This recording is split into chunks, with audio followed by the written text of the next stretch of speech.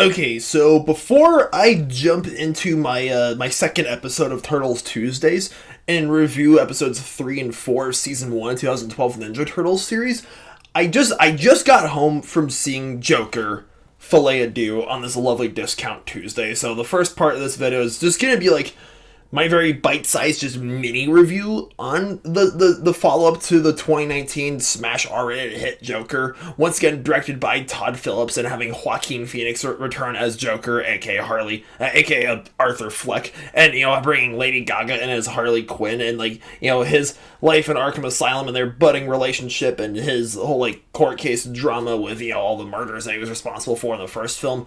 And I just want to say, I know I didn't make I made my 9 most anticipated movies list at the start of this year, and if I were to make that a 10 list instead of a 9 list, number 10 probably would have been a very close call between this and A Quiet Place Day 1, because 2019 Joker was one of my favorite movies of 2019, and I was just and now that I've seen the film, Todd Phillips, the writer and director of this film, I just have to say, what the flick? I did my best to stay away from reviews, but I was hearing just through the grapevine that this film was not getting very nice critical reception or audience reception either, just from thumbnails of YouTube videos talking about it. And now that I've seen the film, it's just I have never been this perplexed on my feelings towards a superhero film. I haven't felt this way in a very long time. And it's once again, Joaquin Phoenix is great as Joker, and I love Lady Gaga both as an actress and as a singer. And and the film looks great, and the performances deliver, but the script and the narrative is so perplexing. It's so confusing, and there's just so many things that happen throughout the film that let me scratching my head like this. And I'm just this is not what I expected from this film at all, which, again, I get. The characters are clown makeup wearing psychopaths, so it's supposed to be unpredictable.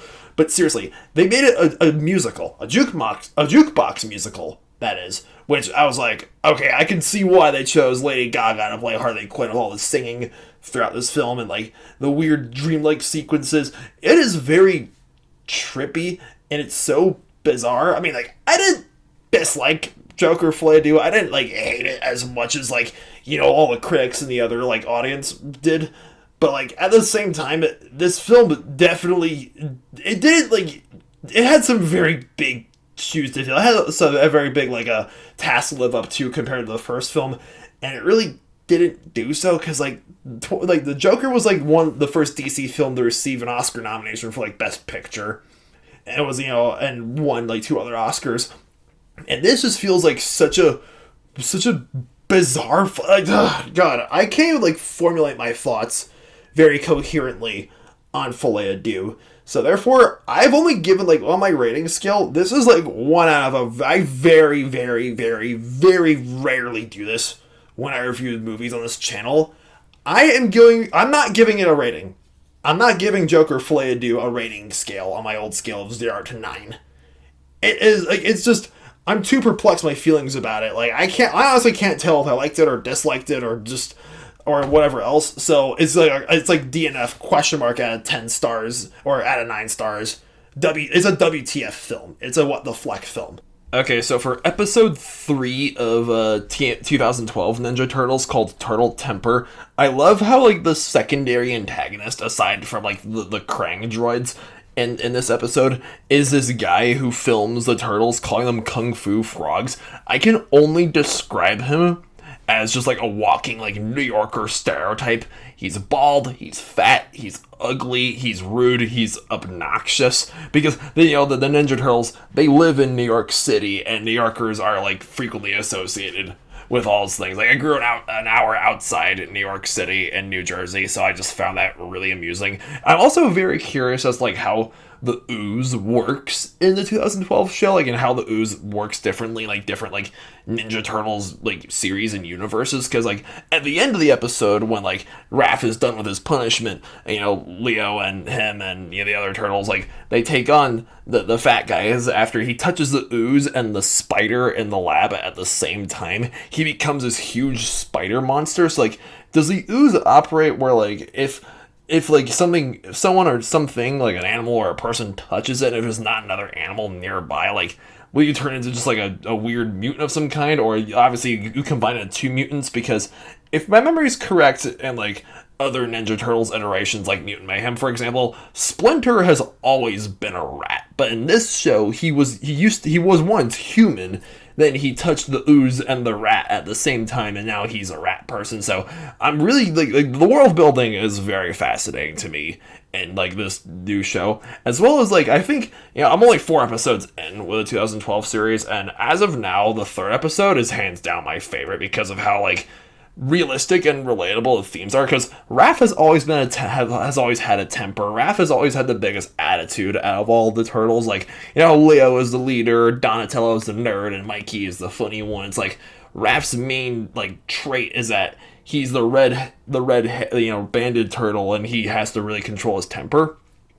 And that gets him in some really sticky situations because the bald fat guy insults him, and he takes it way too personally and gets the turtles busted like on camera, and the Krangs show up, and Splinter berates him for it as they try to teach him a lesson, and Raph just cannot control his temper, so Leo basically kicks him out temporarily and sends him home.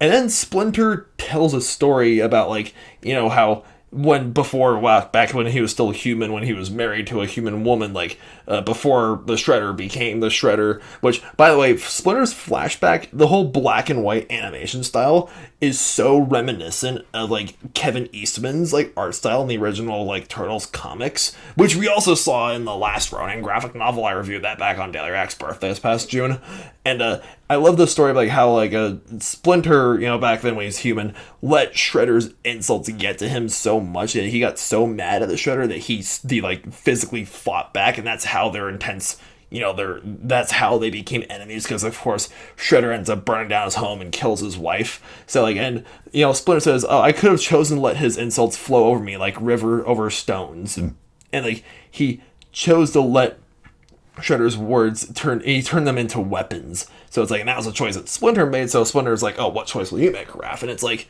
and Raph learns how to channel his anger, or at least he gets better at it. He channels his anger into something more productive by helping his brothers take down the bad guys at the end of the episode, which is it's so real to me, because I've touched base on this, and I think a lot of people can relate to this too, because I've talked about this in quite a few of my videos I've made within the past like 2 years since I've been left Fort Collins and I've like moved for like zoo internships and here in Ohio for my zoo job and whatnot. It's like I have a really hard time controlling my temper sometimes. Not that I get mad at others, I always get mad at myself at random points throughout my day. Just like I compare myself to others too much, and I dwell on bad times from the past, and it just like it really weighs down on me, and like sometimes I don't know how to channel my anger properly. But it's like, the truth is, you guys have seen Inside Out, the Pixar movie, right? We need anger. We need emotions like anger and fear and sadness and disgust. They're natural emotions. They're necessary emotions, so it's really up to us how we choose to handle our emotions and how to handle them properly. And I'm going to assume, because, again, it's nothing I haven't seen before. Like, I grew up watching 2003 Ninja Turtles show, and I've seen the other movies. Like, Raph is always going to be the super temperamental one, which is one thing I really liked about the Mutant Mayhem movie, because for once we see Raph, like, not butting heads with Leo 24/7, but still, I'm really excited to see how Raph's arc changes throughout this series, and how Raph, like, learns how to, use his anger more properly. Now, episode 4, on the other hand, New Friends, Old Enemies, we see Mikey, his naivety, being the funny member of the Turtles, get the best of him, and this whole, the main emphasis on this episode is, the phrase, "don't meet your heroes," because he idolizes Chris Bradford, the celebrity martial artist, when under the surface, Chris Bradford is actually one of Shredder's lieutenants in disguise, and we're introduced to him and Xavier, this African-American Brazilian dude who is also a martial arts expert, and how the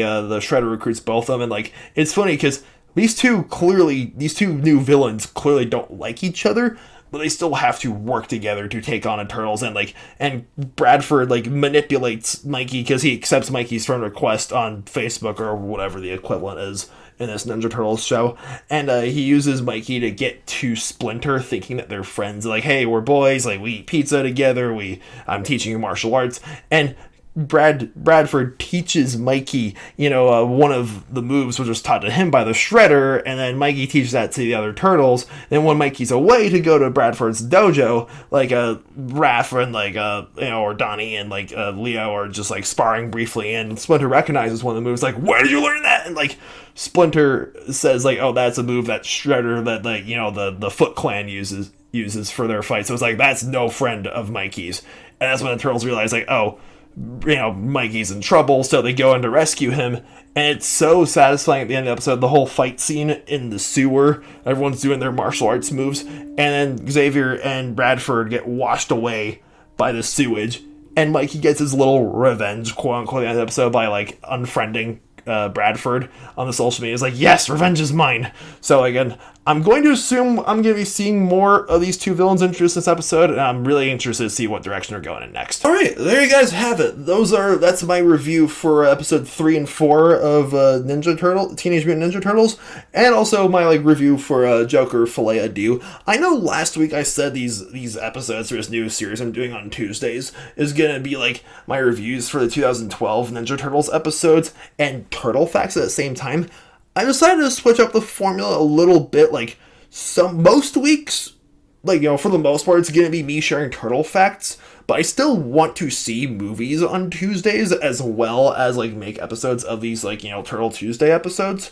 So, some Tuesdays, most Tuesdays, like I said, it'll be Turtle Facts. Some Tuesdays, though, is going to be just, a quick mini review for whatever movies I just saw, and eventually, when I get around to reading these comics, I'll review whatever respective episode I just watched, as well as give my thoughts on these comics. The same way that, I reviewed the 2007 Ninja Turtles film and, the last running graphic novel at the same time for Dailyrack's birthday back in June. So, yeah, this series, the main emphasis is going to be reviewing each episode of the 2012 Ninja Turtles series and something else along those lines to go with it, because, you guys know me, I prefer to wait till Tuesdays to see movies because, I'm a patient person, and I'm not a cheapskate by any means, but if I get to wait 5 extra days to see a movie for a $5 or $6 discount in a movie theater, I'd rather just take that, because movie tickets are very pricey nowadays. Like I said, not a cheapskate, but sometimes you just gotta ask, what would a cheapskate do? So that's why I have been making all these Discount Tuesday reviews within the past few years. And if I'm gonna be doing both on Tuesdays, making these videos and going to movies and reviewing them for you guys, might as well combine the two together. Not every Tuesday, obviously, just some Tuesdays. So yeah, thank you guys for understanding, thank you guys for watching this video, and if you liked it, don't hit that thumbs up like button, please, and subscribe to this channel. Stay beastly.